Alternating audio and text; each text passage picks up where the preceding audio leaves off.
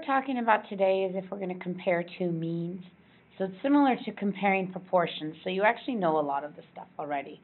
So when comparing two means, we're going to use a two-sample T method. Okay? So there's certain methods you have to use, and it's two samples, so that's why we use that. And it's T because we're doing means. The corresponding hypothesis test is called the two-sample t-test. Now, if you remember, when you start off by doing your hypothesis, it's the difference of the means.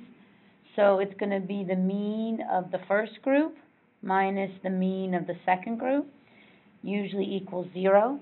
Now, if you do it y2 minus y1, it's okay. Just your answers will be a little backwards from what other people might do. What I try to do is I try and get it by, I usually do the big number, whatever the biggest one is, minus the small one, okay? You don't have to, but that's a good routine to get into. And then if they don't give you the means, remember that you can use your 1 bars from your stat menu, okay? All right, so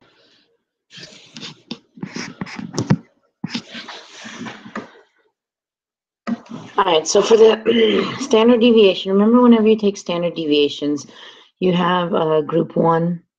So the standard deviation for the standard error for group 1 is going to be S over the square root of N1, so S1 over the square root of N1. And then the standard error for group 2 is S2 over the square root of N2. But remember, whenever you compare groups and you do standard deviations, you square them, and then you always add them. And so my equation, my standard deviation is going to be S1 squared, and when I square a square root, it just disappears over N1, plus S2 squared, and the same thing here, when I square the square root, it just disappears. So this is our equation for our standard error for the entire sample.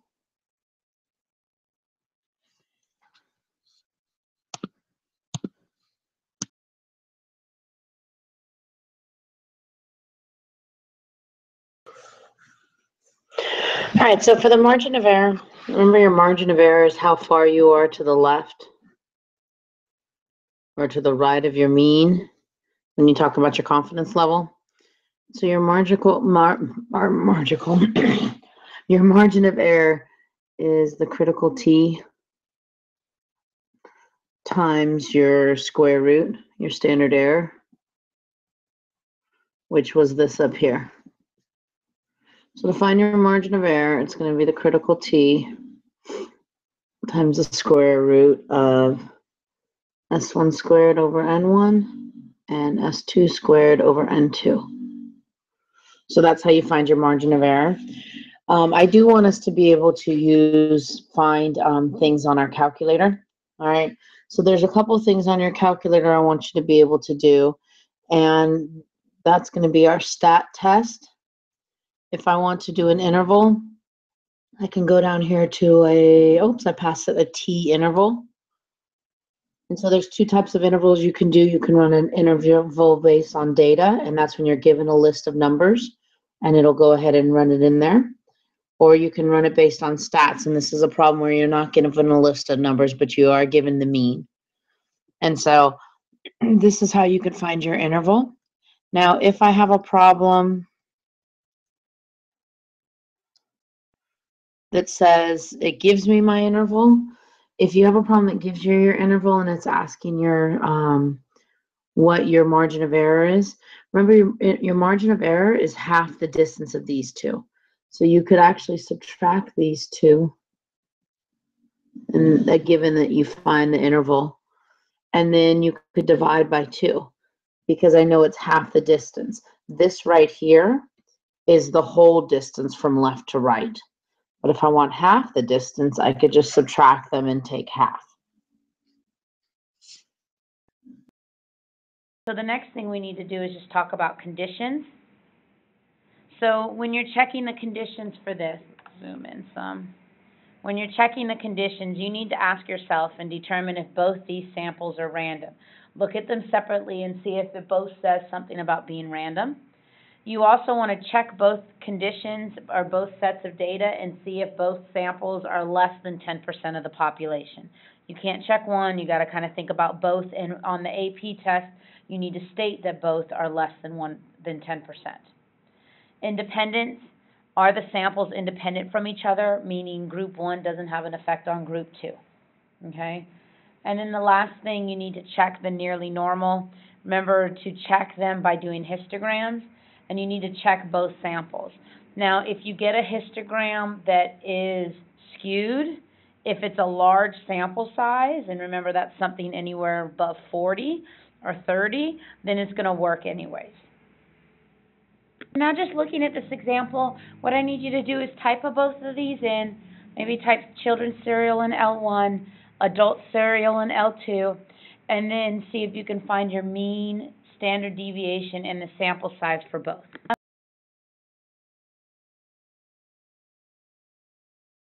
Now that you have your data in, remember you go stat, calc, 1 vars.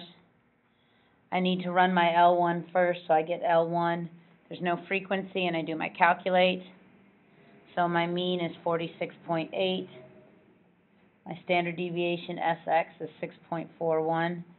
And the number, it counts them for you. It tells you that there's 19 of them. All right, and then we go back and do the same thing again. Stat, calc. This time I need to do list 2, so I get list 2. And this time my mean is 10.15. My standard deviation is 7.61, and my N is 28. Okay?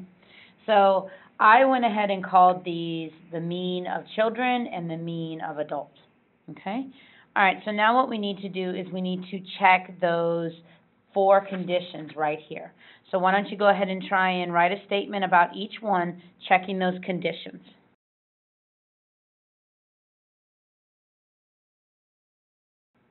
So the first condition you should check is random. It doesn't state that they're random. We're going to assume that they took random boxes of cereal. The second one is the less than 10%, and we know that 19 and 28 boxes of cereal are definitely less than 10% of all types of cereals, all brands. And then we're also going to say that they are independent because there's no reason to believe that the sugar in one type of box affects how much sugar is in another one. The last one we have to do is look at the histograms. This is a histogram of the children's cereal, which looks good. If I go to the adult cereal,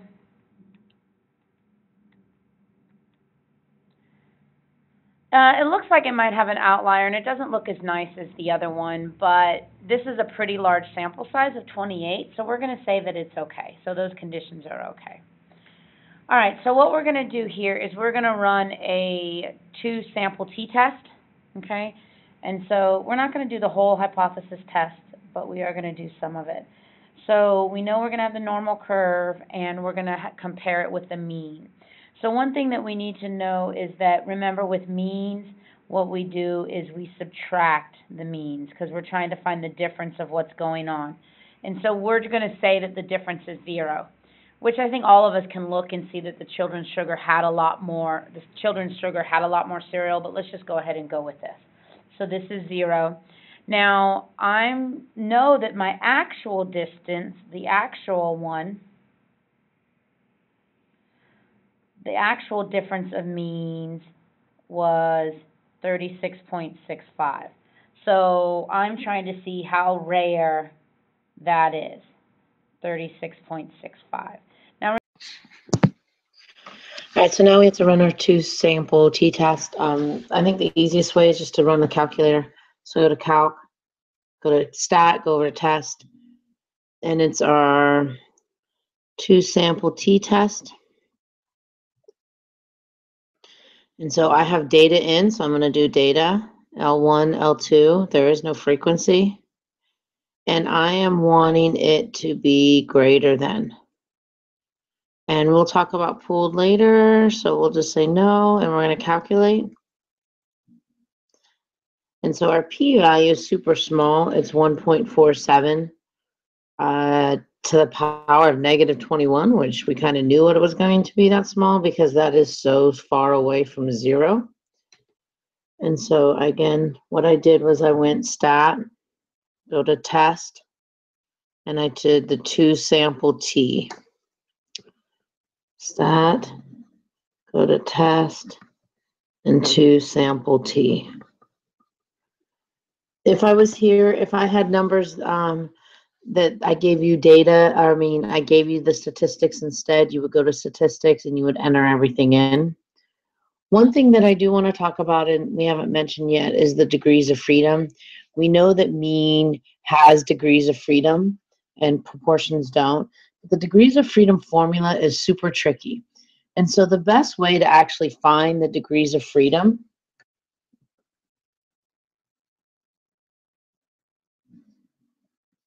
is to let your calculator do the math for you.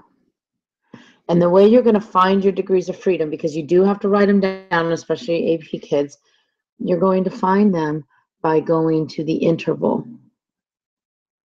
And the calculator will tell you what the degrees of freedom are there. So I'm going to go to stat, test, and I have a 2 sample t interval. So we have to find that. And there it is, 2 sample t interval. My stuff's on data.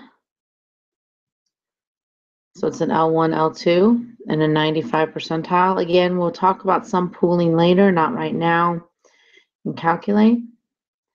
And so while I'm finding my degrees of freedom, I'm also finding out what my interval is.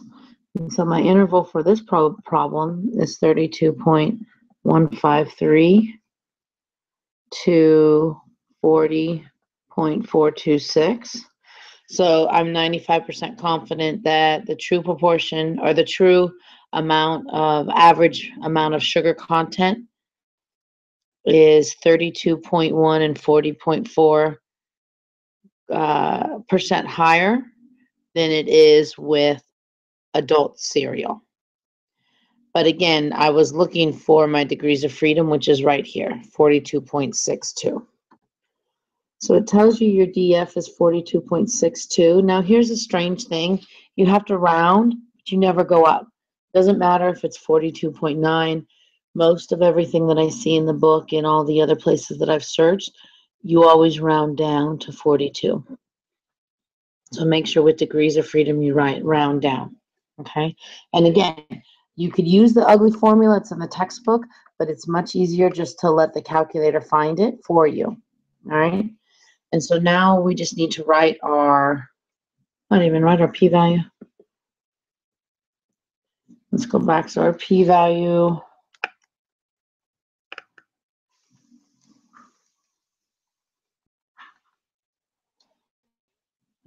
was that 1.47 times 10 to the negative 21. Now, with such a big negative exponent on the 10 for scientific notation, it really doesn't matter what this number is because they're all going to be the same. So with such a small thing, we are going to reject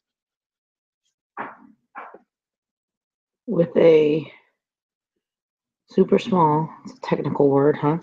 Super small p-value of 1.47 times 10 to the negative 21, we reject the null.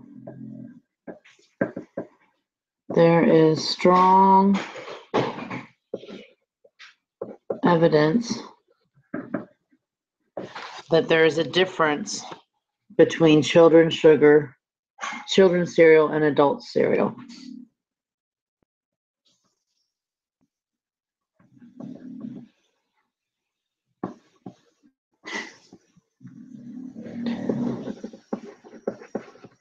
Children's, I can't write this one, cereal and adult cereal.